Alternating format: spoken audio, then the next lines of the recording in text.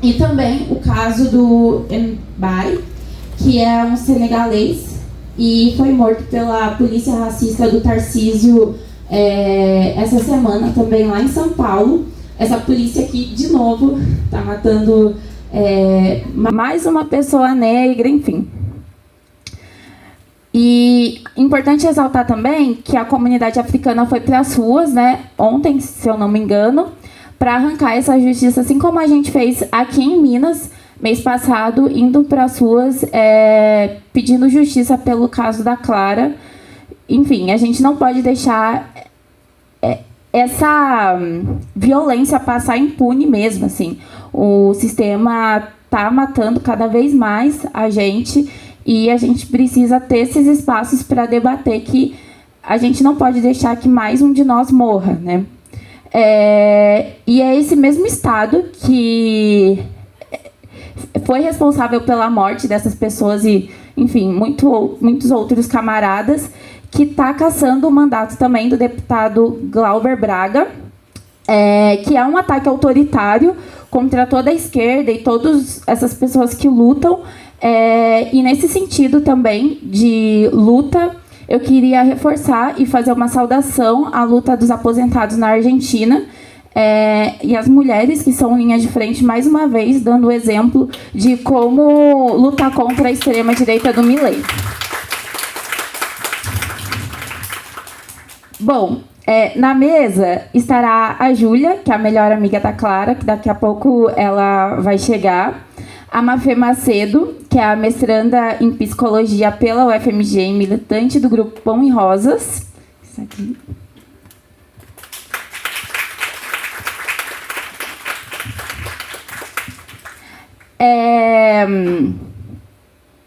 A Marília Duarte, doutora em administração pela UFMG e pesquisadora da temática de relações e opressões, exploração do capitalismo, da Rede Trama e Sofia.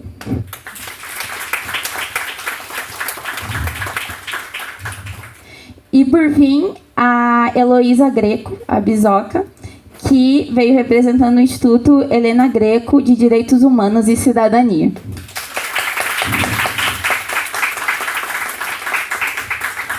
Bom, o ato ele vai contar com, além das falas das camaradas, com saudações e intervenções artísticas, e também vamos abrir para todo mundo falar. Enfim, antes de iniciar, eu só queria colocar também que a família da Clara está fazendo uma vaquinha. Vocês podem acessar através do link que tem ali no Instagram, que está na lousa. E, enfim, é muito importante qualquer contribuição que vocês possam fazer. É isso, então vamos começar.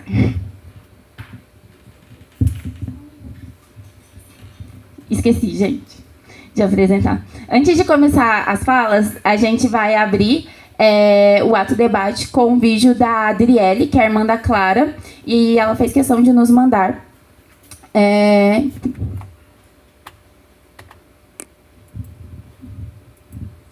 Oi, gente, boa tarde.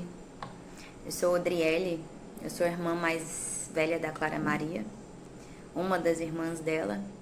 E, primeiramente, eu quero agradecer a vocês pela oportunidade de estar aqui, para esse lugar de fala, nesse evento, nesse debate.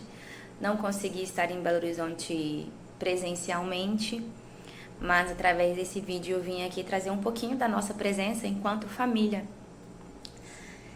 Nós ainda estamos muito abalados, todos nós, mas eu agradeço muito todas as vozes, todos os movimentos, tudo que está acontecendo em prol de justiça por Clara. Eu tenho certeza que daqui a um tempo nós estaremos mais fortes, nós estaremos mais preparadas para juntar as nossas vozes à de vocês de uma forma muito mais consistente. Mas eu tô vindo aqui hoje para poder falar um pouquinho da Clara, falar o que eu espero. O que a gente espera é justiça, né, gente? Mas essa questão da justiça, ela é muito ampla, ela é muito profunda e séria. Mas tudo que aconteceu e tudo que veio depois de notícias, né? Todos os jornais, todas as mídias, é muito desgastante, é muito triste. Tem hora que eu chego a procurar notícias pra, ou sabe aquela história assim, nossa, me belisca pra ver se eu tô dormindo. Tem hora que eu leio, tem hora que eu tento usar as informações pra continuar processando tudo isso, porque a sensação que eu tenho é que eu tô dentro de um pesadelo até hoje. E toda a exposição que a Clarinha sofreu pós o falecimento dela foi triste, tá sendo triste. Eu não quero que ela seja lembrada só como a garota que morreu assim, assado, sabe? A Clarinha era um ser humano ímpar. Eu tô emocionada de ver o quantos amigos, o quantas pessoas que conviviam com ela sabem disso. É maravilhoso, porque ela conseguiu passar a essência dela para quem conviveu com ela e até para quem não conviveu. Não é aquela situação que, morreu, virou santo. Não, ela era maravilhosa. Então é assim que eu tô tentando lembrar dela o máximo possível para me dar força. Para me dar força mesmo. Eu quero lembrar dela linda, eu quero lembrar dela alegre. Ela era muito alegre. Ela era uma menina e virou uma mulher, se transformou em uma mulher de riso fácil, inocente.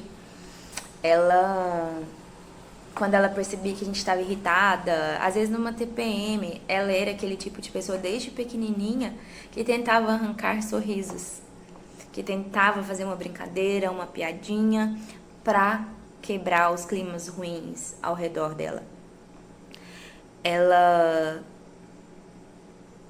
amava os animais, amava a vida dela. Tinha as suas questões, igual todos nós temos, né? E muito jovem, tá tudo certo. Mas ela era um ser humano ímpar. Eu tento não me emocionar muito, mas é impossível. As lágrimas vêm, eu engasgo, eu fico rouca. Um dia isso vai suavizar. Mas é isso. Eu quero lembrar dela e eu quero que ela seja lembrada por quem ela era, não só pelo impacto das notícias horrendas que vieram. E a Clara era independente. A Clara era muito independente. Ela foi criada para ser independente. Nós somos mulheres independentes. E ela era trabalhadora, ela era artesã, artista, talentosa. Recentemente a gente estava muito feliz porque ela entrou na padaria, no restaurante. E viver de arte é difícil, todo começo na arte é muito difícil. Então a gente estava encantado que ela estava com tanto interesse na cozinha, porque na cozinha é uma forma de também se expressar, de também levar um pouco do seu lado artístico, ou todo o seu lado artístico. E ela estava brilhando no trabalho. E isso incomodava. Isso gerava incômodo. Uma mulher independente, nova, que dava conta do recado, que trabalhava, que se virava de todas as formas, talentosa, que cuidava dos animais e que falava não, e que se posicionava. E a questão, quando a gente fala de justiça, é justamente essa. Nós precisamos viver num mundo, num país onde a gente tem direito de se posicionar e de falar não. A Clara foi assassinada por 2 homens, por 2 monstros, que cada um à sua maneira não souberam lidar com o não dela. E isso é muito, muito triste. Não só por ela, não só pela família dela, mas para todas nós. Para nós, enquanto sociedade, isso é terrível. E quando a gente fala de justiça, as nossas leis são muito falhas, infelizmente, muito falhas.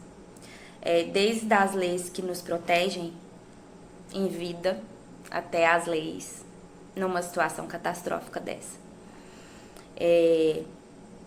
Eu, como irmã, eu não consigo imaginar eu vivendo num país, numa sociedade, num mundo onde daqui a poucos anos esses monstros podem estar soltos por aí.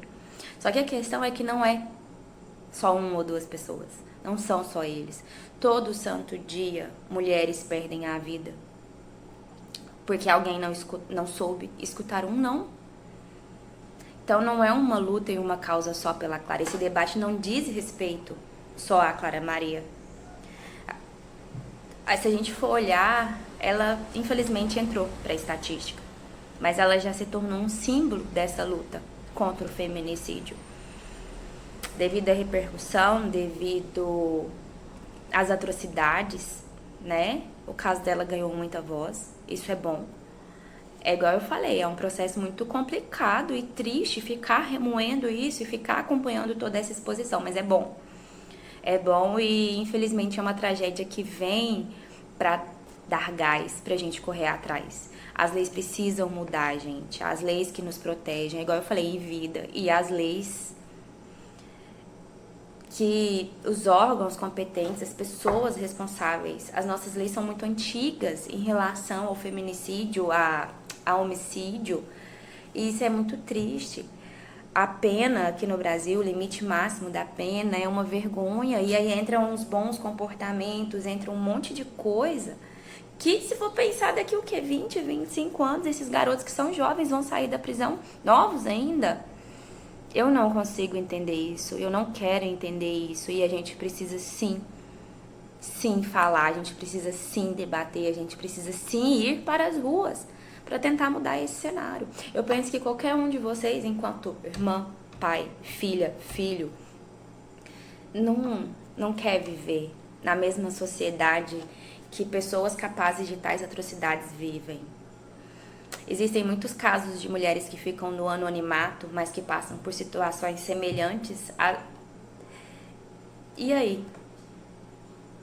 Entende? É muito mais profundo do que só olhar o caso da Clara. Isso dói, isso embrulha o estômago. Eu mesmo planejando, eu me embaralho um pouco no que vou falar, né? Como falar, o que falar, mas é isso. Primeira coisa que eu gostaria é que a Clara fosse lembrada por toda a luz que ela emanava, por todo de bom que ela tinha. Porque é cansativo só as notícias ruins e as notícias tristes. E sobre a justiça, gente, precisa mudar. Precisa mudar. As mulheres precisam parar de ser mortas. Nós temos que ter o direito de falar não, de nos posicionar, de viver a nossa vida, que já tem tanta diversidade, sem medo de morrer, sem medo de ser mortas.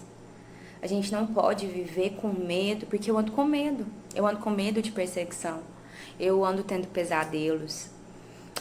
Tava com medo de sair na rua nos primeiros dias, em pânico. E a gente não pode viver em pânico, a gente não pode viver com medo de viver para que pessoas ruins vivam livres para fazer o que elas querem. Isso, a ordem das coisas está errada.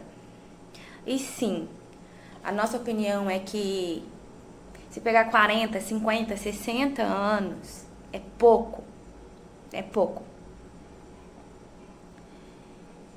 E nós vamos lutando, nós vamos tentando recuperar um pouco do baque de tudo isso.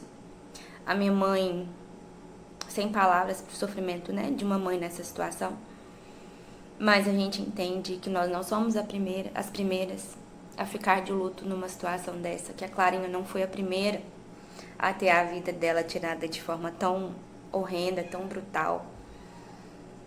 E eu espero que, de pouquinho em pouquinho, as pessoas que estão lá em cima, as pessoas que são responsáveis por criar as leis, por defender quem realmente precisa de defesa, se conscientizem cada vez mais.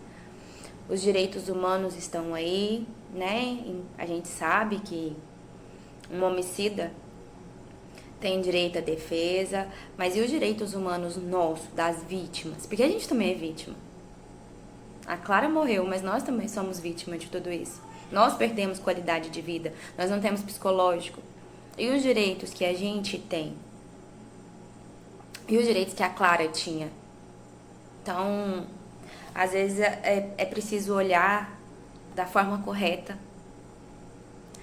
pro lado correto, para poder fazer diferença. Então, que isso nos motive a que a gente se informe mais, estude mais, que a gente, enquanto mulher, comecemos a ocupar cargos de poder cada vez mais, para poder dar voz umas às outras, para poder proteger, não só defender, mas para proteger também umas às outras. E nós vamos continuar a nossa luta de cá. Ela não tem sido fácil, em vários sentidos diferentes. Vamos correr atrás de suporte psicológico para minha mãe, para todas nós, para todos nós, para a gente se fortalecer e tentar superar um pouco dessa dor.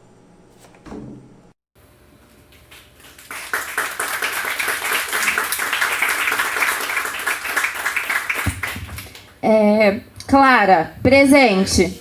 Clara, presente. E aí, então, agora a gente vai dar continuidade à mesa e começar pela fala da Mafê. Boa tarde, noite, gente. Quero começar dizendo o quanto me emociona mesmo a presença de cada um de vocês aqui hoje. Das minhas companheiras de mesa, que aceitaram prontamente o convite para estar aqui, dos estudantes da UFMG, que abriram esse espaço na rotina, em meio a todo o produtivismo que a gente sabe que a UFMG coloca, aos amigos da Clara e aos familiares que, em nome da Adriele, também fizeram questão de estar aqui hoje nesse ato debate. E quero começar minha fala tomando em perspectiva a história da Clara e conectando ela com o momento político que a gente vive hoje. A Clara foi uma mulher de 21 anos que viveu em um tempo histórico em que tudo que nos é prometido é um presente, um futuro cada vez mais sem direitos e precário. Ela era artista, mas era obrigada a passar 6 dos 7 dias da semana trabalhando, como tantos outros artistas são, muitas vezes, inclusive, deixando de ser artistas. Com pouquíssimo tempo restante para descansar, pouco antes de ser morta, ela comemorou que teria um dia de folga e que ia conseguir pagar o aluguel com os R$400 que ela estava indo buscar. E por não ter aceitado ouvir calada comentários neonazistas, por ser jovem, por não se submeter a uma relação que ela não queria estar, foi brutalmente assassinada. Diante do desespero dos seus melhores amigos, a mesma polícia que matou Bárbara, Ágata, Tainara Vitória, Kathleen Romeu, entre tantas outras, fez completo descaso com o desaparecimento da Clara. A Clara teve sua vida e todos os seus sonhos interrompidos um dia depois do Dia Internacional das Mulheres, exatamente no dia em que a lei do feminicídio completou 10 anos.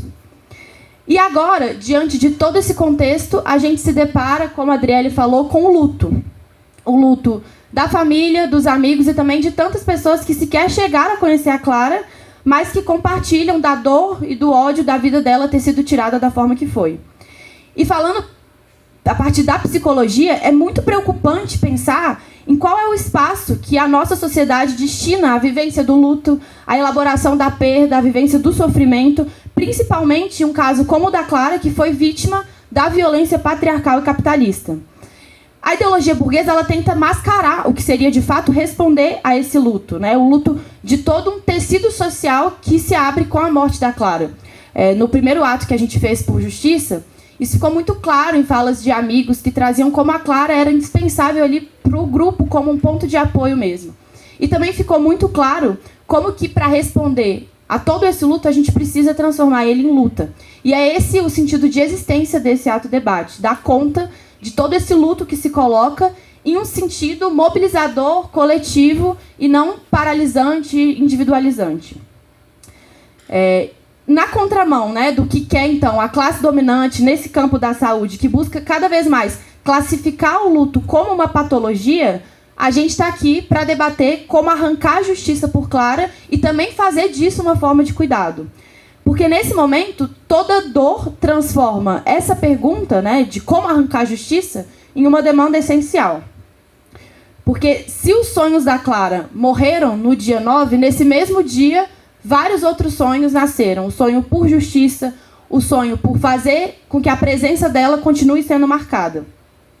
Então, nesse momento, o que a gente vê é que muitos e distintos setores se mobilizam em torno dessa pergunta de como arrancar a justiça, e a gente está lado a lado desses setores no desejo por justiça. Por isso a gente constrói essa mesa aqui hoje, né, para debater como construir uma forte luta que necessariamente precisa unificar diferentes setores com diferentes perspectivas em combate por justiça para Clara e para enfrentar a violência de gênero. A nossa perspectiva, que eu quero trazer aqui um pouco como feministas socialistas, é que o campo dessa batalha, para a gente arrancar a justiça, não pode ser no terreno da justiça burguesa, ou se dá através da confiança de que um governo que se propõe a administrar esse sistema capitalista pode trazer as respostas que a gente quer e precisa. Então, para a gente falar de justiça, a gente tem que ter em conta que a justiça institucional é uma justiça de classe. É uma justiça que nasce para julgar a favor dos patrões e da retirada de direitos de trabalhadoras, como era a Clara. O que é parte de um paradoxo, porque foi a nossa luta, a luta do movimento de mulheres, que obrigou o Estado a reconhecer que era necessário tomar medidas para combater a violência de gênero. Mas a gente sabe muito bem que o Estado não é um mediador neutro entre diferentes setores sociais, diferentes classes, mas que é um verdadeiro balcão de negócios da burguesia.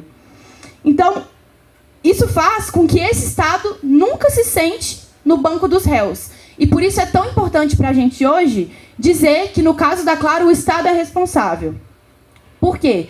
Porque, para a gente, quando a gente se organiza para lutar contra a violência de gênero, a gente também tem que dar uma batalha contra o sistema capitalista, contra esse casamento muito bem sucedido do capitalismo com o patriarcado.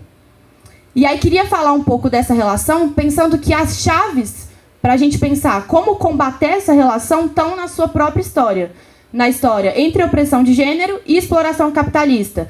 Na história de como o patriarcado passa a cumprir um papel na manutenção da propriedade privada, na manutenção do controle dos meios de produção nas mãos de uma minoria parasita que é a burguesia. E essa história é a seguinte: o patriarcado ele surge antes do capitalismo, ele surge na primeira divisão da sociedade entre classes em um momento ainda pré-capitalista. Só que no processo de desenvolvimento dessa sociedade capitalista, eles consolidam um casamento tão bem sucedido que hoje é impossível falar de capitalismo sem nos remeter à opressão patriarcal. Porque o capitalismo passa a precisar do machismo para sobreviver. E aí queria trazer alguns exemplos para a gente enxergar isso. Primeiro, o trabalho precário, que é um trabalho extremamente lucrativo para a burguesia e que a gente sabe como no Brasil tem cara de mulher negra. Nas duplas e triplas jornadas de trabalho, que são desempenhadas, né, pelas mulheres através do trabalho doméstico, que nessa sociedade é realizado de forma gratuita e invisibilizada. No fato de existirem salários menores para funções iguais, o que no Brasil leva, inclusive, ao dado da diferença de 60% entre mulheres negras e homens brancos. No controle dos nossos corpos, seja com o impedimento do direito ao aborto, ou no impedimento da livre expressão do nosso gênero, sexualidade, na forma que a gente se veste, na forma que a gente se comporta. Também em discursos como o do Elon Musk, quando faz uma saudação nazista, ou do Romeu Zema, quando diz que a violência de gênero é parte do instinto dos homens. Aqui é importante dizer como que essa extrema-direita asquerosa ela é a expressão mais evidente desse casamento que eu estou trazendo. Ela não é algo por fora, ela não é algo a mais, ela é justamente a cara do capitalismo cada vez mais em crise. E, por fim, na sua expressão brutal, que é o feminicídio, como último elo de uma longa cadeia de violências.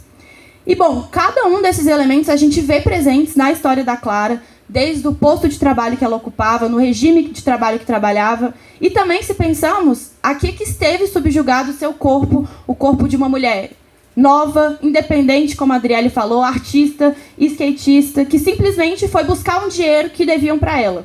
E depois, inclusive, chegou a ser culpabilizada por isso. Até o fato da sua morte ter sido movida por ódio neonazista. E, bom, justamente porque a gente concebe as raízes da opressão patriarcal como históricas, políticas e sociais, é que a gente vê que ela pode e deve ser enfrentada. Ou seja, que ela nem sempre existiu e que ela não pode continuar mais existindo. E é por esse motivo que a gente busca conectar cada uma das nossas batalhas contra a opressão de gênero com o enfrentamento desse Estado capitalista e das suas instituições. A exemplo da polícia, né, que é esse cão de guarda da burguesia, que também já mencionei o papel que cumpriu na história da Clara. E desde essa nossa perspectiva, como feminista socialista, também nos opomos frontalmente com o que significa as políticas de precarização que vêm de governos que mentem, dizendo que defendem os direitos das mulheres, como é o caso do governo Lula, que ataca as políticas de combate à violência de gênero para preservar seu arcabouço fiscal, ou que em mais de 14 anos de governo não legalizou o aborto. Então, na contramão de confiar nos nossos inimigos, imaginem a força que poderia ter se por cada mulher que é assassinada nesse país, os grandes batalhões da nossa classe fizessem atos e paralisações exigindo justiça. Imaginem que impacto essa ação poderia ter, não só para familiares, para amigos que perderam seus amores, mas para uma verdadeira transformação de consciência do conjunto da nossa classe, que é diariamente atravessada pela ideologia machista e patriarcal da burguesia. Que impacto poderia ter se as centrais sindicais e as entidades estudantis do país parassem tudo para exigir justiça em um caso como o da Clara? Aí se localiza para nós essa resposta de como arrancar a justiça por Clara nas ruas. Ou seja, se localiza nesse momento na batalha pela auto-organização da nossa classe de forma independente, no fortalecimento de uma oposição de esquerda ao governo Lula, nos inspirando, inclusive, no que foi a força das mulheres na Maré Verde, que gritavam nenhuma a menos por toda a América Latina, ou nas mulheres que estão, nesse momento, em diversos países, levantando uma luta por justiça contra o transfeminicídio da Sara, que foi assassinada, uma mulher de 32 anos, brutalmente, tendo o vídeo do seu assassinato repercutido nas redes. Nos inspiramos também na força das trabalhadoras terceirizadas, que se rebelam contra a opressão de gênero em diversos processos de greve de luta pelo país. Aí está o potencial que a gente busca se embandeirar e lutar para que o conjunto da nossa classe tome para si. Eu queria trazer mais uma cena aqui que escancara o que é essa irracionalidade capitalista, que é, enquanto a família da Clara está tendo que fazer uma vaquinha para arcar com os custos da morte dela, o agronegócio está recebendo bilhões do governo. Os bilionários estão ficando a cada dia mais ricos. E para nós, então, nesse momento, a nossa luta por justiça para Clara também se conecta com a batalha de levantar um plano de emergência imediato que possa dar uma resposta para barrar os níveis brutais e inaceitáveis de feminicídio.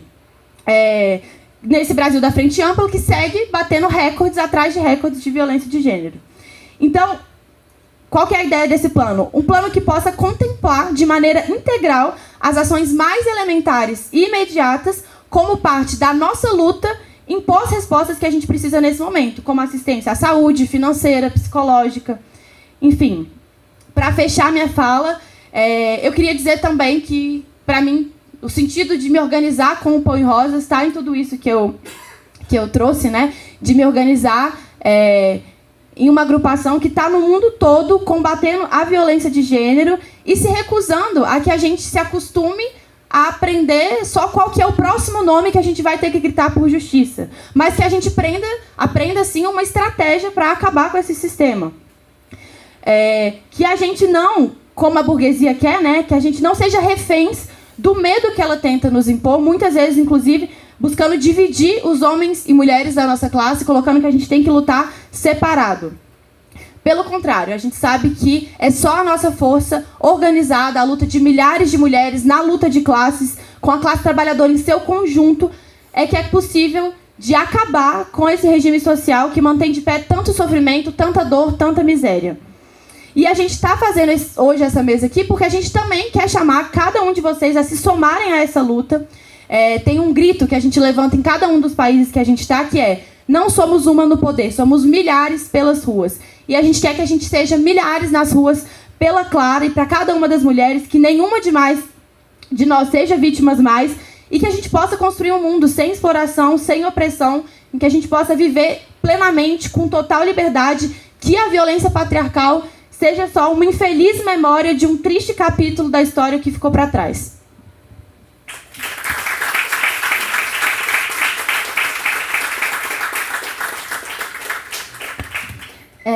A Júlia acabou de chegar, né? Eu ia pedir para que você sentasse aqui na mesa com a gente também.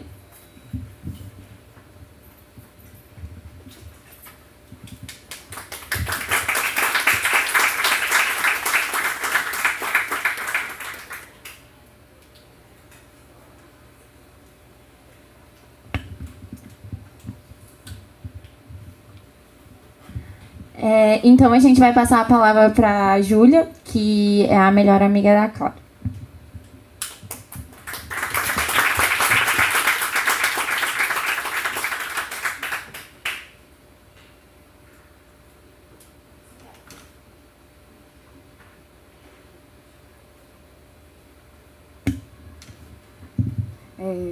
Primeiramente, boa noite.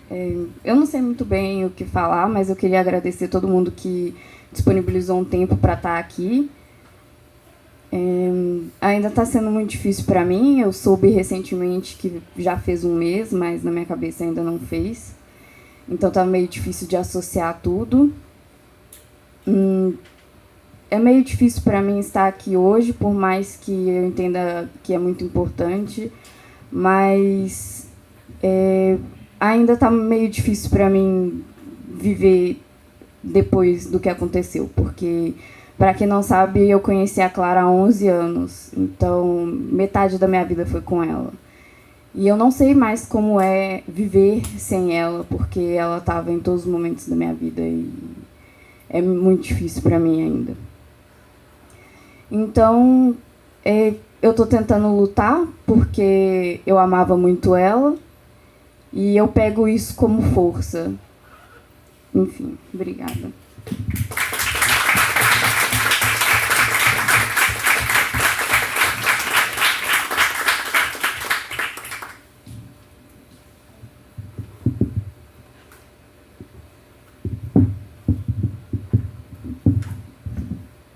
Bom, agora eu vou passar a fala para a Marília, né?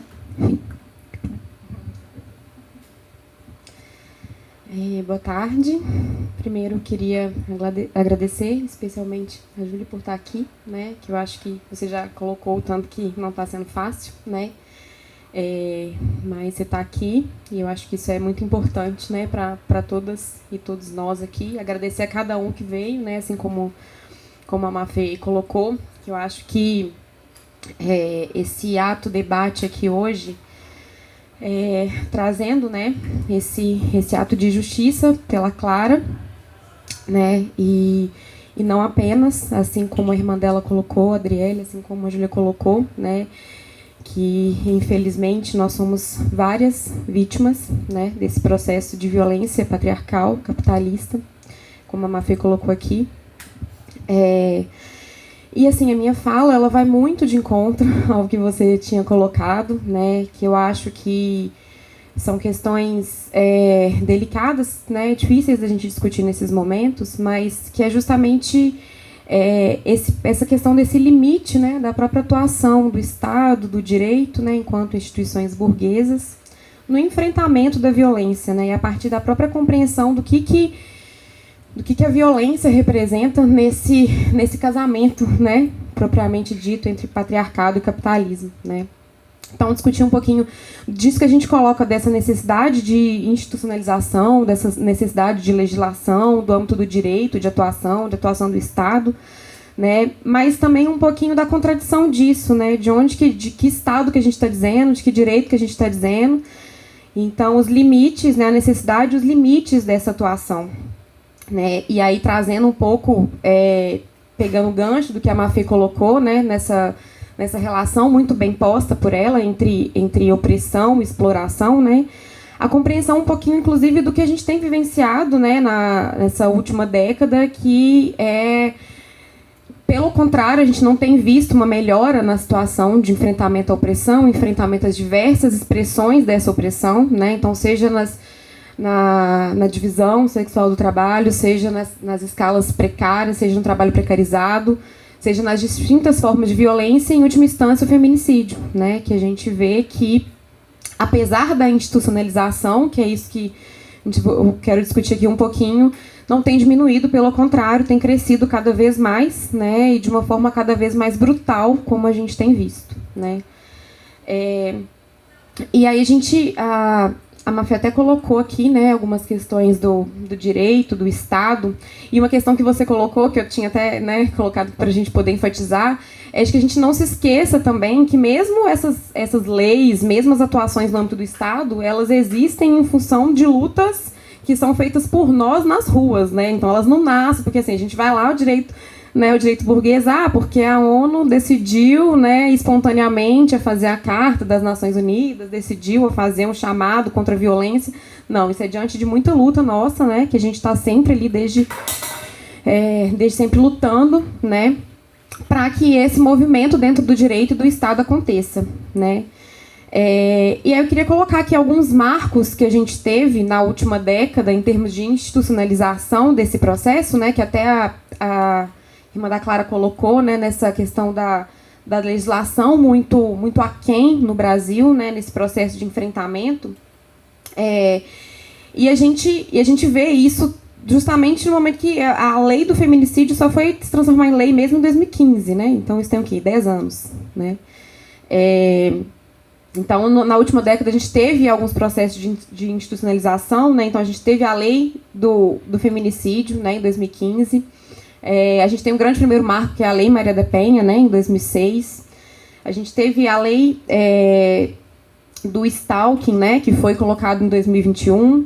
A lei contra o assédio, que foi, né, colocada em 2018, ressaltando mais uma vez que todas essas legislações elas foram, né, implementadas diante de muitas lutas nossas, né. E, bom, ainda assim, ainda verificando esse processo de, digamos, entre aspas, um avanço da institucionalização, a gente verifica também um avanço da violência, né. Então, se a gente tem, por um lado, em 2015, a instituição da lei do feminicídio, a gente tem um aumento a partir de 2015 até a última, né, coleta de 2023 de mais de 7% nos casos de feminicídio aqui no Brasil, né. Se a gente tem que em 2018, né, se instaurou a lei do assédio, a gente tem que no último ano, na última pesquisa que foi realizada, né, de vitimização das mulheres, as mulheres que responderam, mais de 50% das mulheres declararam ter sofrido algum tipo de assédio, né? Se a gente tem em 2021 essa lei do stalking, né, que traz a questão da perseguição, do stalking, né, que inclusive é considerado uma das formas de violência que se precedem o feminicídio, né? Então alguns estudos apontam que cerca de 76% das mulheres que sofreram feminicídio sofreram algum tipo de perseguição antes, né? Então a gente teve a institucionalização dessa lei e a gente teve um aumento, né, em 2021 para 2025 de 16% dessas denúncias de perseguição, de stalking, né? Então, onde que eu estou querendo chegar aqui? No sentido da gente trazer de que a legislação por si só, a institucionalização por si só, ela não basta, e a atuação no Estado não basta, a partir do momento que a gente assume que o Estado por si só é um Estado de classes, ele tem uma classe assumida, né? Então, o Estado que a gente vivencia é um Estado burguês, né?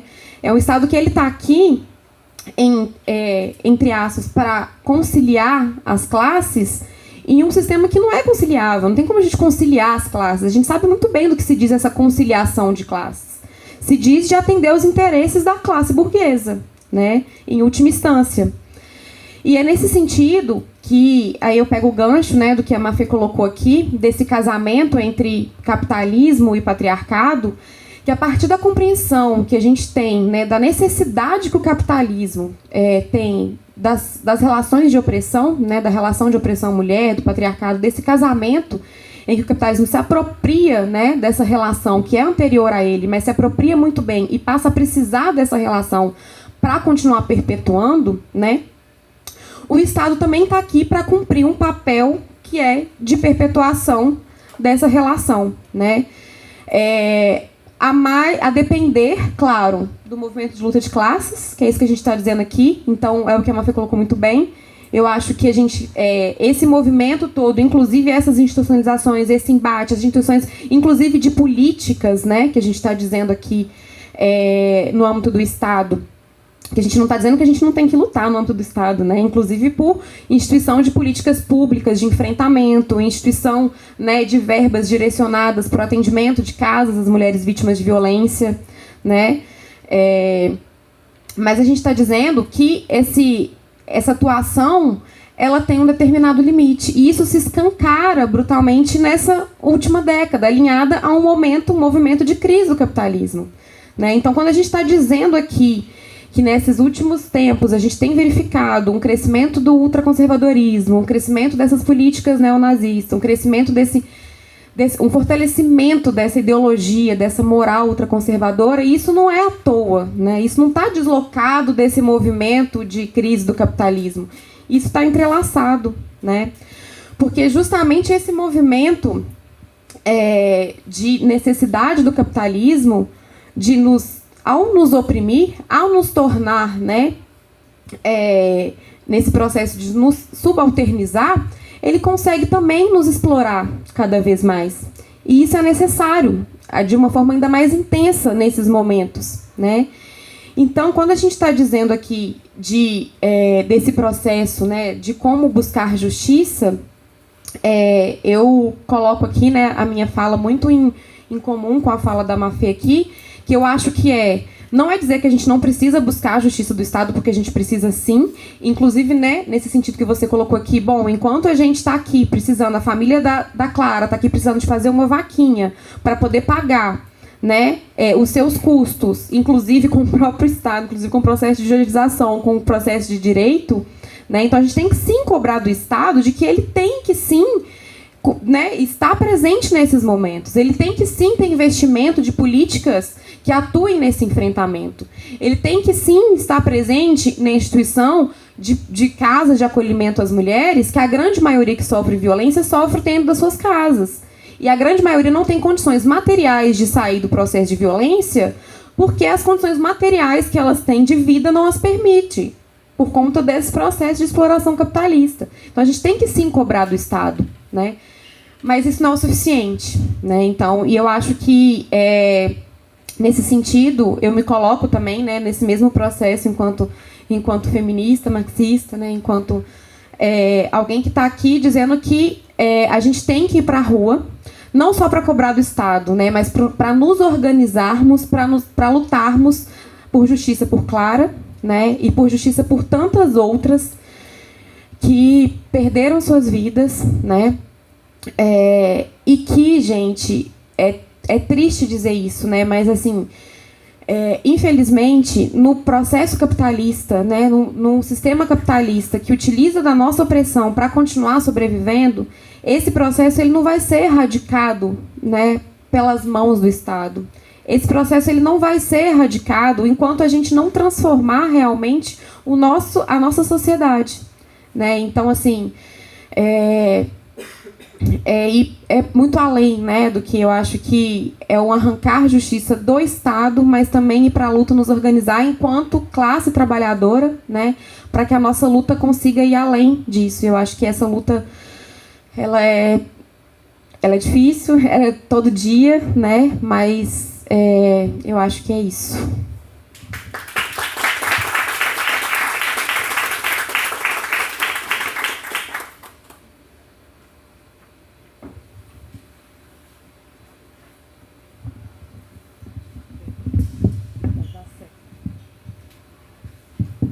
Boa tarde a todos, todas e todos.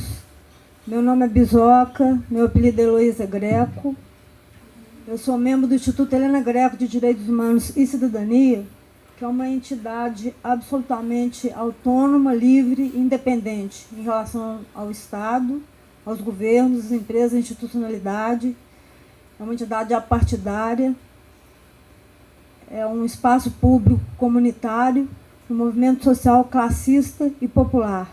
A gente entende os direitos humanos na sua perspectiva contra-hegemônica, ou seja, não dá para colocar na mesma frase direitos humanos e capitalismo. Essa luta tem que ser necessariamente anticapitalista, mas, ao mesmo tempo, essa luta ela é muito mal compreendida e até espezinhada, né? Eu acho que a gente tem que colocar as coisas no lugar. A gente luta contra a opressão, contra a exploração, por uma sociedade onde não haja necessidade dos direitos humanos. Mas é um pouco como o Freud fala, que eles sonhavam com uma sociedade que não precisava da psicanálise, não é isso? As companheiras que são especialistas estão aqui. A gente também sonha com uma sociedade em que a luta pelos direitos humanos não seja necessária, mas isso não é assim também, porque a história vai continuar e nós sabemos que vai avançar. Nós vamos sair de um processo que é de pré-história, um país absolutamente inóspito, em um planeta absolutamente distópico, para poder lutar numa outra perspectiva, que é a perspectiva de uma sociedade sem opressão e sem exploração. Eu só queria, antes de entrar diretamente no assunto, fazer uma forte saudação a essa iniciativa e deixar aqui de público minha solidariedade total em relação a Júlia, a Adriele, que falou aqui, aos familiares, aos amigos, às amigas. É muito triste ver uma jovem como a Clara ser abatida em pleno voo, porque foi isso que aconteceu. E esse caso é muito emblemático, porque, como as companheiras já disseram, tem essa questão do machismo, né, do sexismo, e tem a questão também, da luta contra o fascismo. Foi isso que ela fez. Né? Os dois réus confessos são nesse sentido. Antes ainda de entrar no assunto, eu vou acabar gastando muito tempo, mas eu acho importante dizer que eu considero muito esse debate, porque ele na minha perspectiva, ele é transgeracional. Essa mesa e esse coletivo aqui tem essa característica.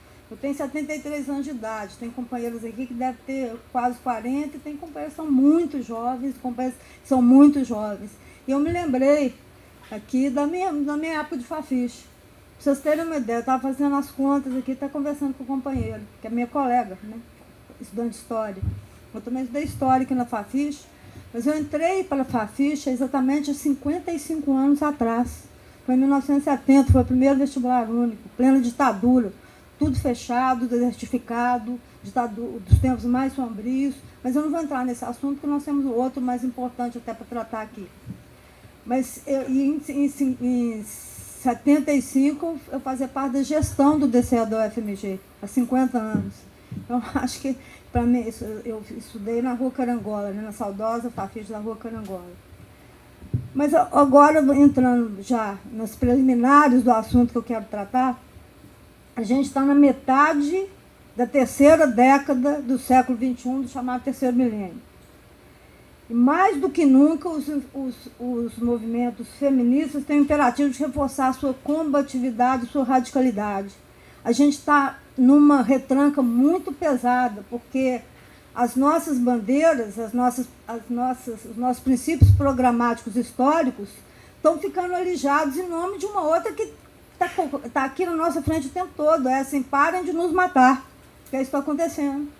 Né? Esse caso da Clara é muito emblemático, mas nós não podemos perder de vista que o Brasil é um dos campeões mundiais em feminicídio, em transfeminicídio, em violência doméstica e violência de gênero. Então, ele está no pódio nessa história, como em várias outras modalidades também, digamos assim. Né? O país também, as companheiras já disseram, campeão em concentração de renda e em desigualdade social, cada vez mais. Né? É um país também que tem a polícia mais letal do planeta, é campeão em violência, a polícia mais letal do planeta, não é pouca coisa. A polícia aqui mata pobre e preto todo dia, pobres e pretas todo dia. É o país também da violência institucional, do genocídio institucionalizado e estrutural do povo negro e dos povos indígenas. Isso tudo está imbricado. Quando as companheiras falaram desse neoliberalismo triunfante, ao mesmo tempo do patriarcalismo, o que a gente está vendo? A gente está vendo, já vou usar a mesma metáfora que você usou, de um casamento tóxico dos horrores do pré-capitalismo com os horrores do neoliberalismo triunfante. Então, é isso que a gente está sofrendo agora. E o Brasil faz jus ao seu prontuário. Vamos relembrar o prontuário desse país. Então, são mais de 500 anos de opressão contra os povos negros, os povos indígenas. São mais de 350 anos de escravidão. Se a gente for pensar no que é chamado, acho que de forma muito assodada, de moderna república, que não é uma coisa nem outra, de 1889 para cá, a gente vai ver que a maioria desse tempo se deu sob regimes de exceção, sendo ditaduras ou não. E dentro disso, regime de exceção permanente para as classes oprimidas e exploradas, e que sempre dentro dessa interseccionalidade já foi colocada ali. Gênero, raça e classe. Isso é um ensinamento importante que a gente tem que guardar do feminismo negro. Acho que nesse país o que está na centralidade é exatamente a questão da exploração dos negros e dos povos indígenas. A gente não pode perder de vista isso nunca. Então, a partir disso, isso aí está tudo imbricado. E se a gente for ver for ver bem, isso já foi colocado aqui também, nesse prontuário que eu estou falando, né? 500 anos de opressão sobre os povos indígenas, que só existem agora porque resistem. A gente podia contar vários casos dessa resistência. Essa semana teve uma vitória importante do povo Krenak. Depois a gente conversa sobre isso, porque senão não vai dar tempo de eu amarrar mais esse tema, né, que me foi proposto. Bom, além disso, de tudo isso que eu falei, ainda tem dentro dessa moderna república, né, que a gente estava se referindo, muito mal chamada moderna república, que não aconteceu ainda, tem os 15 anos da ditadura Vargas, tem 21 anos de ditadura militar, é a segunda mais longeva da América do Sul, só perto do Paraguai, né, que foi um pouco mais longa. E além disso, nós temos recentes 4 anos de um governo eleito abertamente fascista.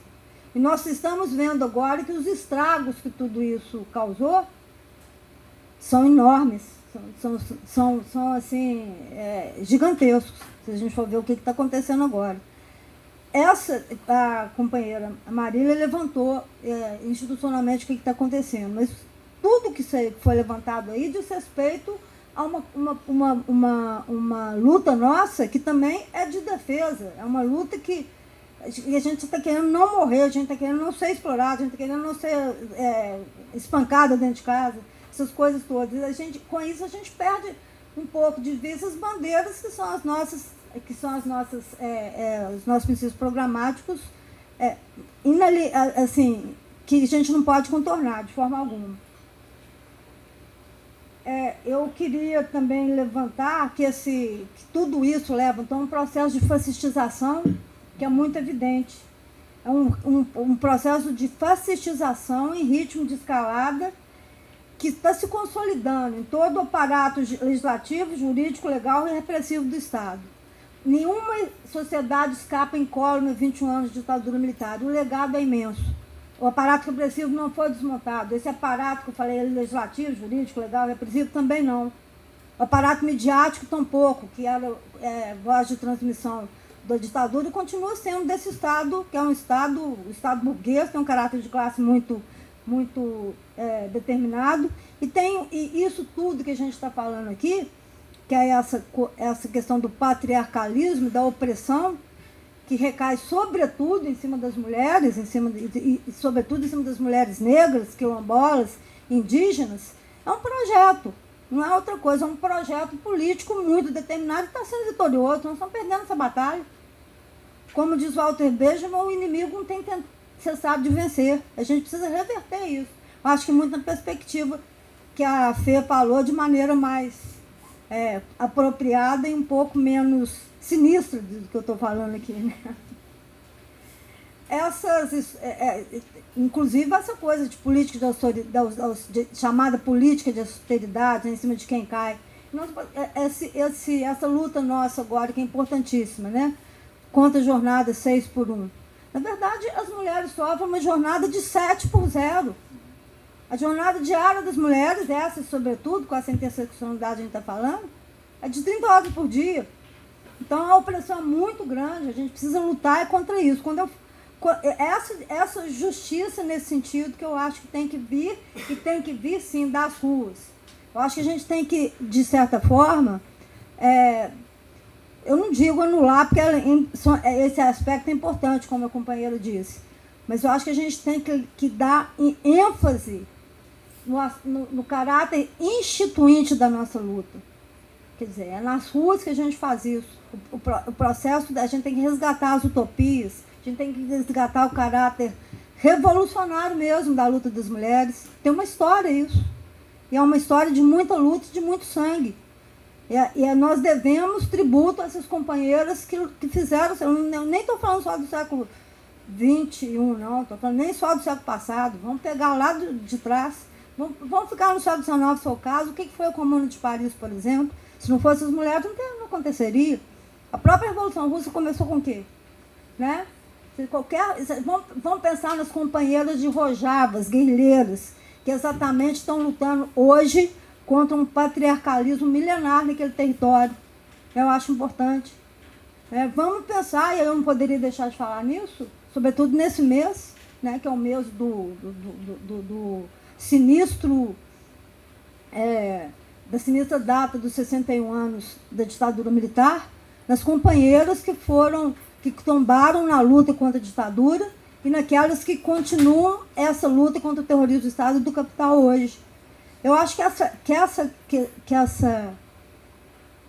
esse caso da Clara, eu gostei muito do que a Adriana falou. É verdade que algumas coisas eu tenho que confessar que eu tive contradições na hora que ela fala dos direitos humanos, mas depois a gente pode aprofundar isso um pouquinho. Mas eu gostei muito da fala dela, quando ela diz que quer resgatar o caráter luminoso da Clara eu acho e essa justiça, como vocês colocaram muito bem, não se trata da justiça burguesa, muito menos dessas leis que a gente sabe a quem serve. Ela se trata da justiça nas ruas, a gente está falando de luta de classe. Não existe feminismo sem luta de classe. Como não existe direitos humanos sem luta de classe também, não. Direitos humanos sem luta de classe acaba sendo autoajuda. Não é esse os direitos humanos que a gente defende. A gente defende os direitos humanos com luta de classe, que tem um caráter contra-hegemônico e significa uma negação resoluta de todas as formas de opressão e de exploração. Tudo isso imbricado, sobretudo essa estultice que a gente vê da heteronormatividade hoje, né? Está tudo imbricado, está tudo junto nisso daí. E essa estultice não tem tamanho, não tem limite. Parece que ontem foi aprovada na Câmara dos Vereadores uma lei contra a pílula e as camisinhas, que chama Dia Mundial do Método Natural, seja lá como for. Claro que foi de um vereador, que não precisa falar o nome dele, que é um fascista de 4 costados, um bolsonarista de marca maior. Até nisso é complicado. E se a gente pensar, foi colocado aqui, né, vamos recuperar as nossas lutas, que são as lutas feministas, que só as mulheres sabem como que é isso. A lei anti-aborto aqui no Brasil é das mais retrógradas do mundo. E ainda assim ela está sofrendo permanentemente ofensivos no sentido de ficar mais restrita ainda. Por quê? Porque toda aquela base que apoiou a ditadura militar, os 21 anos de ditadura, os 40 anos de uma transição continuista, pactuada, que ainda está em curso, a mesma base está ali. E se o Bolsonaro teve esse vínculo aberto, esse fascismo escancarado que ele fez, certamente hoje não é assim. Não se trata de fascismo escancarado. Mas o fato é que existe um compromisso que parece inabalável entre o governo federal e toda essa base aí, que é as famosas bancadas Boi, Bala, Bíblia e Jaula. Né, a questão do punitivismo, a gente tem que pensar também. É muito complicado essa discussão quando a gente trata disso. Né? A gente vê o sentimento muito legítimo que os familiares sentem, e que a querida Júlia provavelmente também sente, em relação ao que aconteceu, que é um sentimento nosso também. Mas a gente tem que lutar contra essa coisa do punitivismo, que só vai... A gente sabe que essas leis, quando elas são estabelecidas, elas vão atingir, sobretudo, vão ter como alvo exatamente a classe trabalhadora e os oprimidos e explorados, sobretudo nessa interseccionalidade que a gente está falando. Gênero, raça, classe, eu vou acrescentar mais um elemento nessa interseccionalidade, que é a sexualidade. O Brasil é campeão em todas as modalidades de agressão nesse ponto aí. Então, acho que é uma oportunidade. Eu acho importante essa mesa, essa discussão, porque é uma oportunidade para a gente resgatar tudo isso. Inclusive, essa luta contra o punitivismo está até difícil, né, a gente falar de uma bandeira que é muito, muito cara para nós, que é uma sociedade sem portas e sem armadilhas, como que é o poeta Carlos Drummond de Andrade. Uma sociedade sem prisões e sem manicômios. Todo mundo quer pôr todo mundo na cadeia agora. Então está muito difícil essa história. É claro que a gente compartilha essa história, tudo isso. Mas nós sabemos que o componente que a gente tem que insistir o tempo todo é exatamente a questão da luta de classe. É a partir disso que a gente vai se auto-emancipar Inclusive, essa palavra emancipação, autoemancipação é até um certo pleonasmo, né? Porque emancipação só pode ser autoemancipação. Mas hoje está um tal de usar o vocabulário dos empreendedores, tipo empoderamento, não sei o que mais, que a gente tem que tirar isso. A gente sabe que a linguagem é uma forma de poder também. Então, nós temos que lutar contra isso. E aí, de novo, só para recuperar, eu vou fechando, porque senão eu, além de me perder aqui, porque com a idade já acontece isso, eu vou ultrapassar o tempo que me foi concedido. Mas eu acho que no Brasil há sobrevivência desse racismo paroxístico da colonização baseado nos termos dos povos indígenas e na tradição escravocrata estrutural institucionalizada. Essa nação, ela foi erguida, ela foi construída em cima de um dos negócios mais infames e vis da história, que é o tráfico de escravizados. E hoje isso permanece. O Brasil também é um dos campeões mundiais em número de casos de trabalho escravizados. Isso está tudo junto, porque são as mulheres que sofrem isso o tempo todo. Vocês já ouviram falar em Mães do Acari, Mães da Candelária, Mães de Maio, Mães da Praça de Maio. Vocês já ouviram falar em Paz de Acari, Paz? Não tem. São as mulheres que lutam contra toda essa questão. E eu acho que é importante a gente resgatar isso aqui mesmo. E acho mais, vocês vão me permitir. Eu acho que está no momento da gente pensar que é importante que nós, mulheres, tenhamos um esquema, na prática mesmo, de autodefesa. Vocês vão me permitir até eu falar que lá no Instituto Helena Greco existe um projeto de boxe antifascista, né, num espaço seguro, né, e com cuidado, como a Fê falou. Para isso, existe também a capoeira Angola nessa perspectiva. Eu acho que a gente tem que se proteger também dessa forma. Né? Então, estão todos convidados para essa história, além de também as lutas do Instituto Helena Greco, que fazem parte de uma articulação, de um cruzamento, do resgate da luta contra a ditadura, da luta por memória, verdade e justiça, e a atualização dessa luta hoje, que é exatamente a luta contra o terrorismo do Estado e do capital. Eu não vou mais além, não. Tem outras coisas que eu gostaria de dizer, que eu acho que foi levando. Não, tem uma coisa que eu preciso falar. O caráter internacionalista dessa luta é importantíssimo. Né? Os companheiros já falaram aqui vários exemplos, eu já falei também de alguns, mas eu acho importante que a gente não pode perder de vista o que está acontecendo com as mulheres palestinas hoje. Né? Essa cultura do estupro é também não só um instrumento de poder, mas um instrumento de guerra. Da mesma forma, as mulheres palestinas são o principal alvo, junto com as crianças, do genocídio nazi-sionista do Estado de Israel. Elas estão sofrendo essa parte, elas também estão existindo porque estão resistindo. Mas nós sabemos que o projeto lá já está numa perspectiva de solução final. Eu acho importante que a gente recupere essas questões todas também.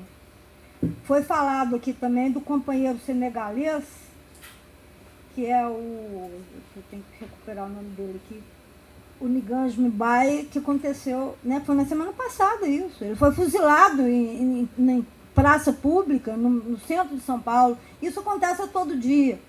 Quando as chacinas não vêm no atacado, vem no varejo. Esse é o país das chacinas periódicas, em que uma faz esquecer a outra. A década de 90 foi um horror. E a década de 90, a ditadura, o último general já tinha saído do poder em 85. Então, essa é a herança deixada e está cada vez mais introjetada e arraigada. É contra isso que a gente tem, é assim que a gente entende a luta pelos direitos humanos. Deixa eu ver se tem mais alguma coisa aqui. Eu só queria citar também a Angela Davis um pouco aqui, recuperar, porque é uma referência para todas nós, né? Tanto da minha geração, como eu espero da geração de vocês também. Ela fala que a estrutura de classe do capitalismo globalizado fortalece a supremacia dos homens detentores do poder, o que leva à naturalização do exercício cotidiano da violência policial. Ao mesmo tempo, a cultura do estupro, eu acrescento, né, traz em seu bojo o terrível laço histórico de sua utilização generalizada como método de extermínio, nas guerras, como eu estava falando, nas políticas segregacionistas e concentracionárias do mundo afora. E como vocês colocaram, o feminicídio é tudo isso que eu falei é levado ao paroxismo. E aqui, essa chacina, né, essa carnificina, tem sido realmente insuportável. A companheira Clara, ela vai estar sempre presente nas nossas lutas, e se as companheiras e os familiares me permitem, também em nossos corações. A gente acha que a gente deve fazer jus à memória dela, que foi, como eu disse no começo, abatida em pleno voo, mas de todas as mulheres que foram assassinadas a partir da radicalização dessa combatividade. Só mais uma questão. Eu acho importante que isso que também já foi falado, a gente entender que a família, a instituição, a família é a célula máter de tudo isso que a gente está falando. Então, a gente precisa lutar contra isso também, né? E lembrar que, enquanto a gente não romper com essa heteronormatividade hegemônica e com esse machismo e o poderio, né, de homens brancos, cis, ricos, que estão no poder, nós não vamos conseguir chegar lá. E a maneira de colocar combater, confrontar essa situação é exatamente nas ruas, nesse processo instituinte que eu estava falando aqui. Eu quero agradecer muito o convite, me coloco à disposição das companheiras, dos colegas que estão presentes, e muito obrigada, é isso.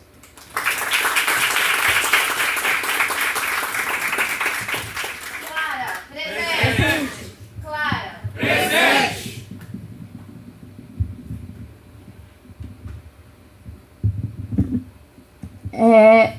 Bom, gente, agora, já encaminhando para o fim, a gente vai ter as saudações de algumas pessoas aqui.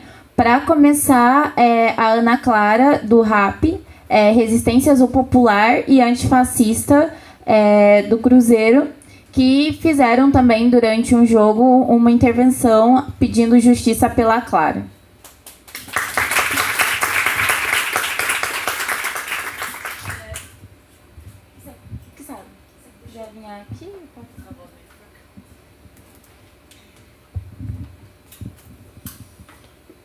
Boa noite, pessoal. Tá bacana, né? Bem, olha, eu estou muito emocionada, muito feliz de ter vindo para cá.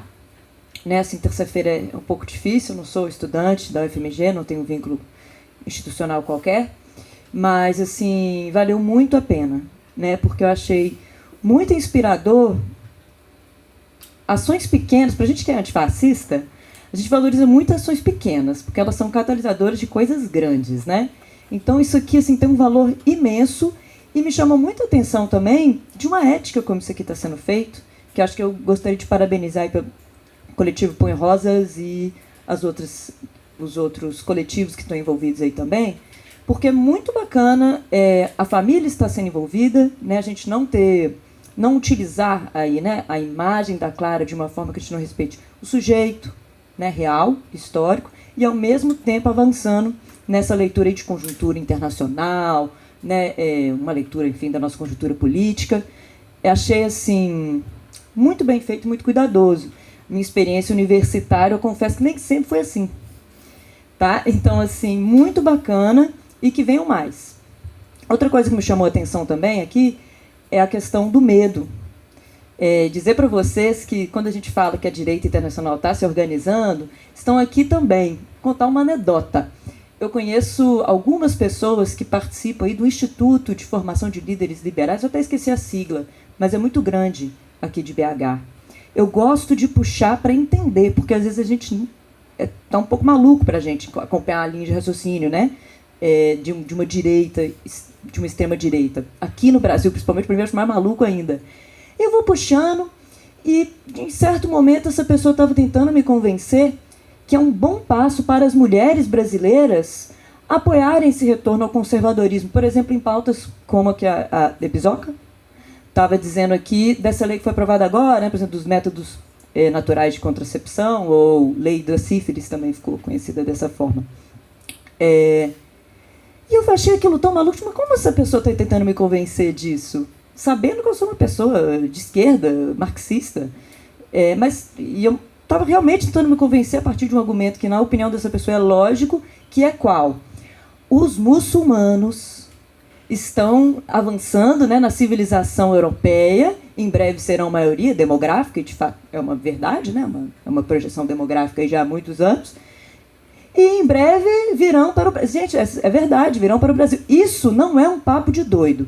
Isso é um papo que está sendo discutido em altos núcleos da extrema-direita daqui, que está também subjacente a todo esse papo de Israel, né? Essa bandeira de Israel. Está ligada. Então, assim, qual que é o medo que é essa chantagem, né? Olha, você acha ruim os conservadores aqui do Brasil? Mas pelo menos no nosso projeto você não vai precisar usar uma burca. É isso o nível, tá bom? Então acho assim, por mais que acho que pode haver vários projetos, eu compartilho de algumas, eu também sou antiproibicionista.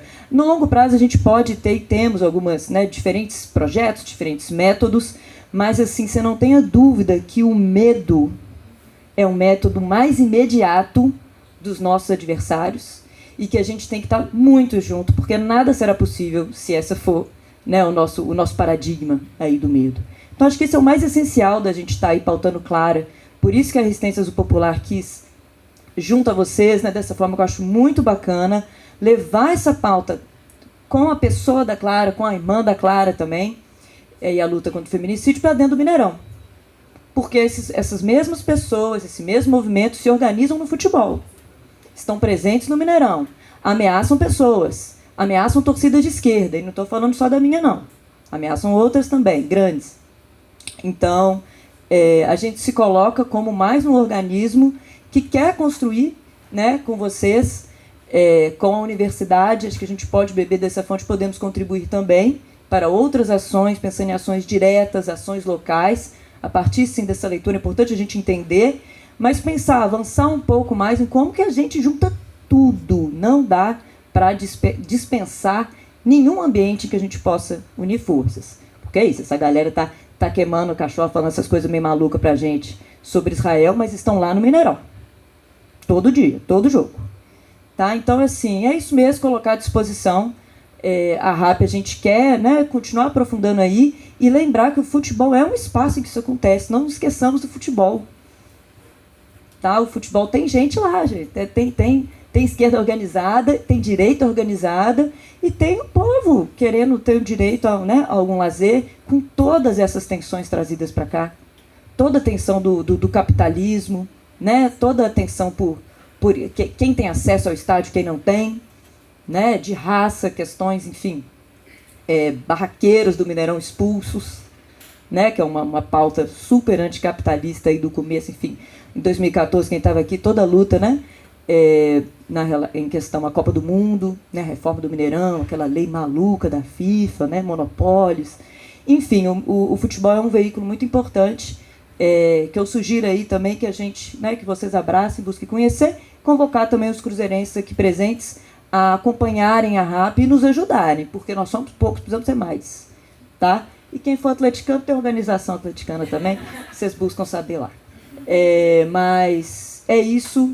Toda a minha solidariedade a você, amigo. Quando você chegou, a Mafê já tinha falado, ela falou uma coisa muito bonita, se você quiser, eu vou falar super mal, mas é sobre como essa sociedade capitalista, ela também maltrata o luto, né? Então eu acho que aqui, que seja para você, você falou, você chegou, não sei o que falar, assim, é exatamente o que você quiser, porque o importante é você ter o espaço para poder dizer, né, e ter pessoas aqui para escutar a sua expressão autêntica, se quiser, né, acho, enfim, e o que mais as psicólogas puderem aí elaborar sobre isso, mas também é anticapitalista a gente tirar esse tempo para te ouvir e você se sentir à vontade aqui, tá? Então só fazer essa saudação e muito obrigada.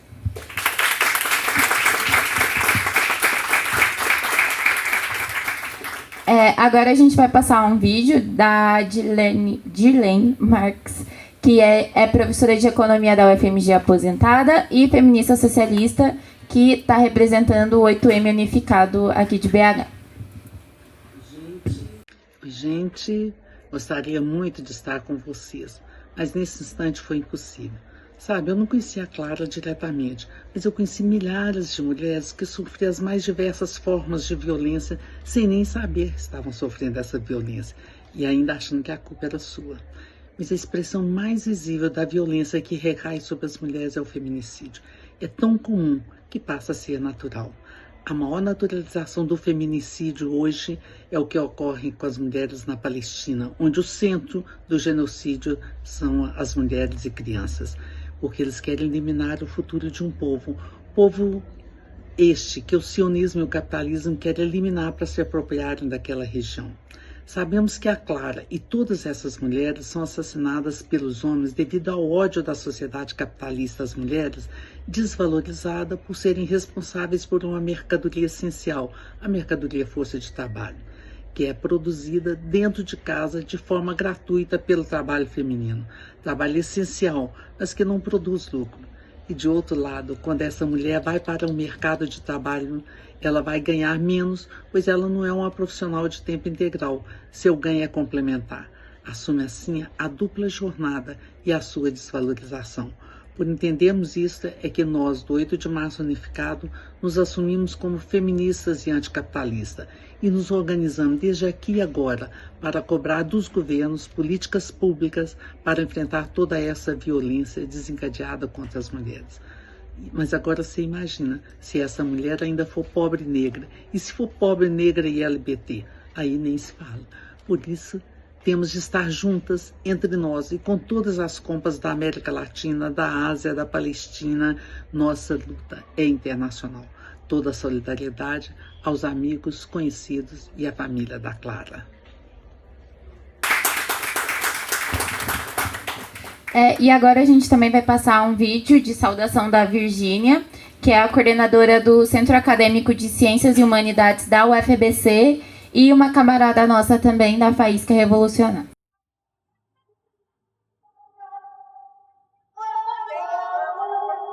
Oi, pessoal, eu sou a Virgínia Guides, eu sou estudante lá da UFBC, onde eu acompanho o Centro Acadêmico do BCH, bacharelado em Ciências e Humanidades, pela gestão Para Ouvir os Pássaros, a primeira gestão com composição de 50% mais de pessoas trans, o que é um resultado da luta que eu tive a honra de participar pelas cotas trans da UFBC em 2018. Estou gravando esse vídeo na saudação para a ato atividade que está acontecendo agora de justiça por Clara. Queria me solidarizar com as famílias, com os amigos, os colegas da Clara, e dizer que desde aqui de São Paulo, a gente também sentiu a brutalidade que foi esse feminicídio. Todo mundo deve ter acompanhado também o caso da Sara Miraley, lá na Colômbia, uma travesti que teve seus braços e pernas quebrados, seguidos de um estupro e o seu assassinato. E isso só mostra pra gente que é preciso unificar nossas forças para enfrentar com toda a nossa força o patriarcado e o capitalismo. Eu estou aqui agora na greve que foi aprovada contra o Ricardo Nunes pelos servidores municipais, esse reacionário misógino que a gente tem ódio também de enfrentar, que é representante da extrema-direita que mantém de pé todos os laços com os setores mais escrotos da sociedade que defendem as políticas de feminicídio e transfeminicídio. Espero que tenha um ótimo debate para vocês. Conte com a gente para fazer a luta por justiça por Clara, seguir forte até a gente arrancar essa vitória.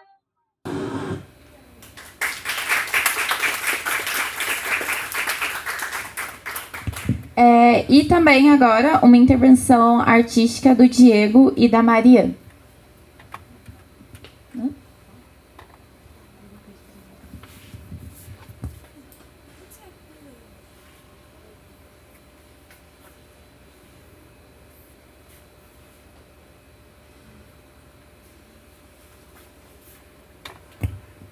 Obrigada.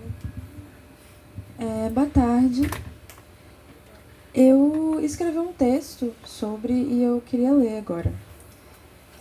Voltando de uma festa na faculdade, andando por um campus deserto com a lua já alta no céu, me peguei olhando para trás várias vezes enquanto fazia pequena e ao mesmo tempo gigante peregrinação do prédio da festa até a portaria mais próxima.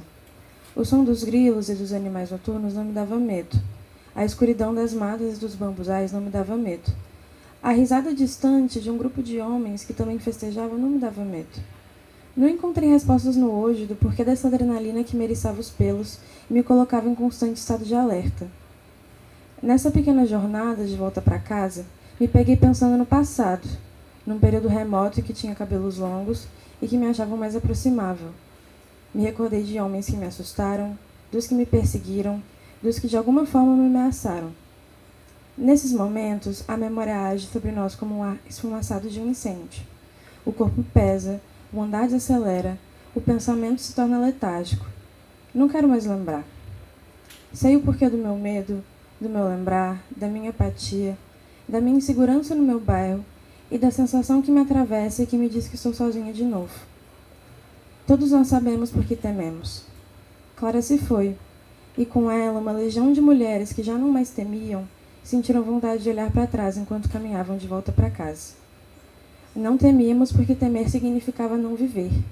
Temer era admitir a vitória da violência, era dar a cidade a seu abusador, era se tornar apátrida e sentir que não há mais pertencimento para si no mundo. Perdemos Clara, e com ela, perdemos a certeza que viver plenamente é melhor do que temer. Esse processo de rememorar, quando a violência se aproxima de novo, desola as recém-independentes mulheres que resolveram enterrar o medo. Nunca achamos que o processo de cura fosse linear, mas se ver repensando até o levantar da cama nos faz pensar se sequer há a possibilidade de superar essa violência. Surge daí a dúvida se essa vida tem mesmo que ser vivida. Ficamos entre dar aos nossos violentadores o gosto da nossa morte, seja ela física ou social, e entre lutar e construir uma vida que vale a pena para as nossas filhas. Nesses momentos, apenas o cuidado nos faz escolher a luta. A irmandade que existe entre gerações e gerações e gerações de mulheres sofridas fica mais palpável quando recebemos o colo de mulheres pouco conhecidas.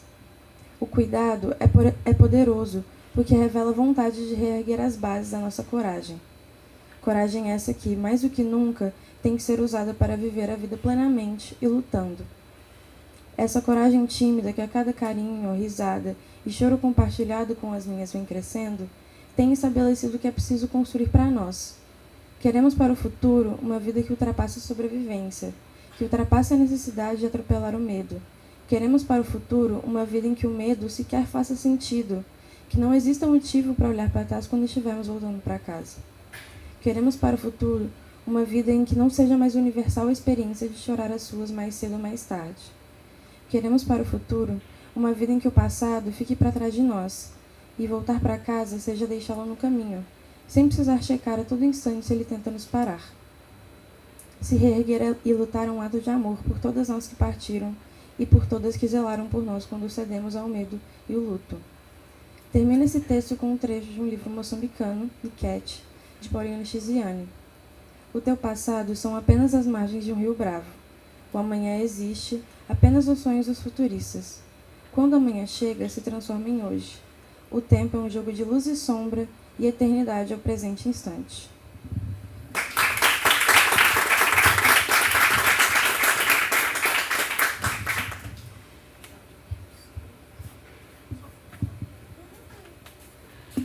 Gente, antes de eu falar, queria só mostrar também que essa colagem que a gente está transmitindo foi feita por uma amiga da Clara, a Mariana, enfim. Então, essa colagem também faz parte da intervenção artística e eu queria deixar aqui os créditos.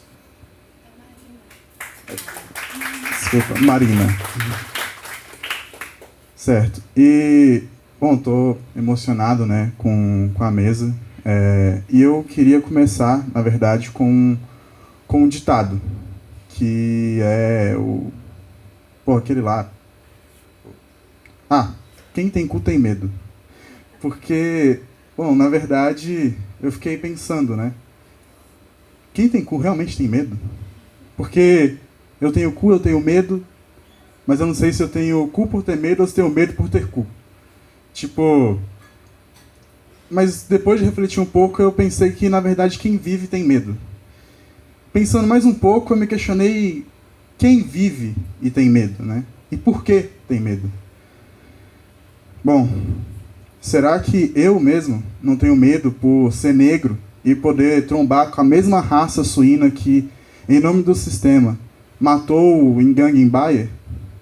Será que as mulheres não sentem medo por estarem no sistema que as oferece como se fossem simples objetos? Será que as LGBTs não têm medo por estarem em um sistema que oprime e mata quem não tem medo de transar e amar com quem quer? Bom, será que as trans em específico não têm medo também por estarem nesse mesmo sistema que promove cruelmente a sua caça?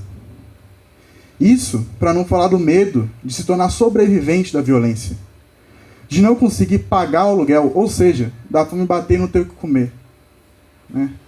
Enfim, hoje faz um mês que a minha ficha caiu e o medo se tornou rotineiro. Por mim, pela minha namorada, pelas minhas amigas, pelos meus camaradas. Mas, como diria o velhinho Marx, e que o socialismo tenha, tudo é contraditório. Casos como o da Clara, da Andressa, da Vitória, da Sara, mas também do Engane, do Tiago, do Denis, do Moise, nos lembram que no capitalismo, os trabalhadores e seus filhos são descartáveis. E lembrar disso nos deixa paralisados, sem ar, com a cabeça baixa. Mas, enfim, foi assim que eu fiquei, foi assim que eu me senti, mas também foi aí que eu olhei para o lado e vi que isso era exatamente o que eles queriam. Os burgueses, mas não só eles, também seus filhotes horrendos, sejam os de terno, sejam os de farda. Eles nos tratam como se a gente fosse peças que são quebradas, descartadas, trocadas. Eles fingem não sentir medo, mas sentem. E eu sei que quanto mais sentem, mais querem nos fazer sentir. E é por isso que precisamos transformar o medo em ódio de classe. Como? Pois bem, domingo, enquanto eu escrevia o texto, e agora aqui também, que a Mafê falou, eu estava pesquisando para escrever e aí eu percebi. A Clara morreu no aniversário de 10 anos da lei do feminicídio. Sim, eu sei. Imagino que tem embrulhado o estômago, né? Pois bem, a partir disso, deixa fermentar o ódio. E quando ele estiver bem grande, aí eu vou falar um pouco mais baixinho para ficar só entre nós. Temos que transformar o ódio em luta. Essa é a receita para lembrar cada um deles e cada um de seus filhotes de um ditado ancestral. Aquele lá, que eu, na verdade, já até esqueci. Obrigado.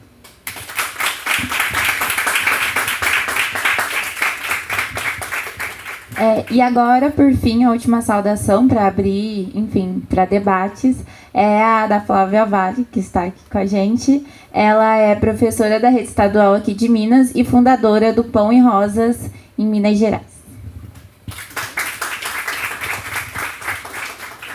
Ei, gente, boa noite. Eu queria, assim, antes de mais nada, dar toda a minha força, solidariedade aos amigos, a Júlia, a família que não pôde estar aqui presente e que, para nós, do Grupo de Mulheres Pão e Rosas, é de um valor muito grande a gente poder ter feito essa articulação junto com vocês e também ter ampliado isso como conseguimos fazer logo no ato por justiça, por Clara, que a gente foi para as ruas, junto com as companheiras também, com as companheiras do 8M Unificado, que estiveram aqui presentes com a gente hoje também, Instituto Helena Greco de Direitos Humanos e Cidadania, que tem uma trajetória incrível e de muita luta, de muita resistência e combatividade em todas as nossas pautas. Companheiras e companheiros também da RAP, que fizeram não só esse depoimento aqui, mas também a grande ação que fizeram no Mineirão, erguendo a faixa Justiça por Clara, com um X na suástica, exatamente colocando como disse, né, a Adriele, irmã da Clara, aqui para a gente, que no dia que a Clara se foi, ela deixou muitos sonhos. E um dos nossos sonhos é exatamente a gente levar à frente a luta por justiça por Clara e por todas as mulheres trans que são vítimas do feminicídio no Brasil e no mundo. Eu sou professora da rede estadual, tenho muitas alunas que conheceram a Clara, e isso apareceu de maneira espontânea em algumas das aulas, onde esse tema esteve presente nas minhas aulas de sociologia, como parte também da nossa construção cotidiana de uma educação política por justiça e contra o feminicídio. E é muito impressionante a gente ver como esse tema cruza toda a nossa vida e todas as novas gerações, porque isso apareceu com relatos de meninas falando, eu conhecia a Clara, e contando a sua experiência para o conjunto de adolescentes ou jovens que nem ela, que passam por um trauma tão horrendo que é fruto do capitalismo e do patriarcado. E também a gente teve essa semana mais uma notícia horrorosa, que foi o assassinato, mais um feminicídio da Ana Paula, uma companheira ASB. A ASB são as trabalhadoras que cuidam de todos os serviços da escola, como a limpeza, como a merenda, como a faxina, em sua maioria mulheres negras. E Ana Paula trabalhava como ASB numa escola também em Ribeirão das Neves, foi assassinada pelo seu ex-companheiro, e também com todos os requintes de crueldades que pode se imaginar de um crime de feminicídio. E isso aconteceu na mesma semana que o Romeu Zema ele aprovou um projeto que nega a remoção de servidoras de escolas quando elas denunciam que estão sendo vítimas de assédio, de abuso por seus companheiros, na mesma semana. Então, a gente vê como expoente do liberalismo porco e nojento que a gente tem como o Zema, se utiliza muito bem do Estado para perpetuar todas essas formas de violência. Todos eles são responsáveis. O Estado capitalista é responsável, o Romeu Zema é responsável, todos os governos, como o governo federal da Frente Ampla de Lula Alckmin, é responsável por também fazer todos os cortes, como foi colocado pela mesa, em relação aos planos de defesa em relação aos direitos das mulheres. Então, eu queria deixar aqui a minha saudação, reforçar a nossa luta por justiça, a nossa luta por educação sexual nas escolas, porque na mesma semana que tiveram muitos relatos das minhas alunas em relação à sua vivência com Clara, também recebi muitos relatos das minhas alunas de seus casos de assédios, e que foi a mesma semana que a Câmara Municipal de BH votou não apenas esse novo projeto de lei da preservação natural, mas também o retorno da Bíblia como um instrumento pedagógico nas escolas. Exatamente, então, assim, a nossa luta é a luta contra o feminicídio, a nossa luta é a luta por educação sexual nas escolas, e a nossa luta é uma luta para que toda a sociedade, que a gente possa colocar abaixo toda essa forma de opressão, de exploração, e exatamente ter à frente esse batalhão de mulheres, que são, em sua maioria, mulheres trabalhadoras, mulheres negras, mulheres imigrantes, que internacionalmente são alvo dessas violências, mas também são as que estão colocando os seus corpos na linha de frente contra toda essa barbárie, contra todas as formas de ataques dos capitalistas. Então, é exatamente essa mensagem, a gente transformar o nosso luto em luta, e a gente batalhar para que todos os nossos sindicatos, entidades estudantis, tomem para si essas demandas, e que isso que a gente está fazendo, que a gente fez no Ato por Justiça, que estamos fazendo aqui hoje, que são ações pequenas, mas que sejam um pequeno exemplo para que a gente possa reverberar isso para todos os cantos e dizer nenhuma menos, e que a gente luta por uma sociedade para colocar tudo isso abaixo. Muito obrigada.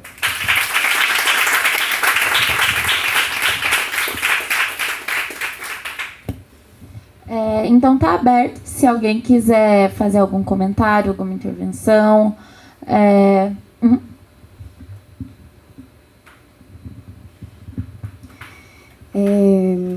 Então, é meio irônico que no Dia das Mulheres a Clara fez uma postagem no Twitter dela falando "eu odeio ser mulher". E eu acho que essa frase vem muito de, tipo, não é odiar ser mulher, mas odiar como o Estado acaba com a gente.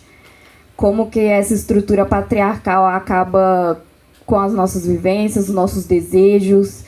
Então, a gente não pode andar de tal jeito, não pode falar de tal forma, que é um julgamento sem fim. A Clara, ela, para se manter independente, era uma pessoa que tinha que depender de escala 6x1, que é um dos piores sistemas já existentes e que eu nem sei por que ainda existe. Então, quando chegava nas folgas dela, ela não sabia se ela saía, se ela dormia ou se ela arrumava a casa. Então, não era um dia de paz, não era um dia de descanso, para ganhar muito pouco e tentar se manter ainda aqui. E nem se manter direito, já que ela até tinha que dividir casa, dividir as contas para conseguir ter a independência dela. Uma pessoa que, além de passar por isso, recusou um homem, disse não para ele, e só isso já foi um absurdo. Uma pessoa que impôs toda a indignação dela diante uma fala nazista, e isso também foi o suficiente para ele. Pessoas que pegaram isso e planejaram um crime bárbaro, e, no fim, uma mulher que, mesmo depois de morta, ainda passou por inúmeros julgamentos e questionamentos extremamente desnecessários e que eu não vi com tanta força perto dessas pessoas como esses caras, né? Então eu não vi tanto julgamento e nem tanto questionamento por eles, por que eles fizeram isso, né? Tipo, hoje mesmo eu estava nas redes sociais e tinha algumas pessoas culpabilizando ela por ter cobrado ele, sendo que ela nunca cobrou ele. Então as pessoas colocaram isso na cabeça delas, e eu respondi uma pessoa que ela até chegou a falar comigo, tipo, mas não tem por que ele fazer isso do nada, é claro que ela cobrou ele. E sim, infelizmente ele fez isso por nada, ele fez isso por um crime de ódio, porque para ele foi um suficiente não, e para o outro foi um suficiente ela ter imposto o que ela acreditava. Então, essa sociedade cada vez nos mata mais para tentar nos calar. E é um absurdo que a gente ainda tem que continuar nisso.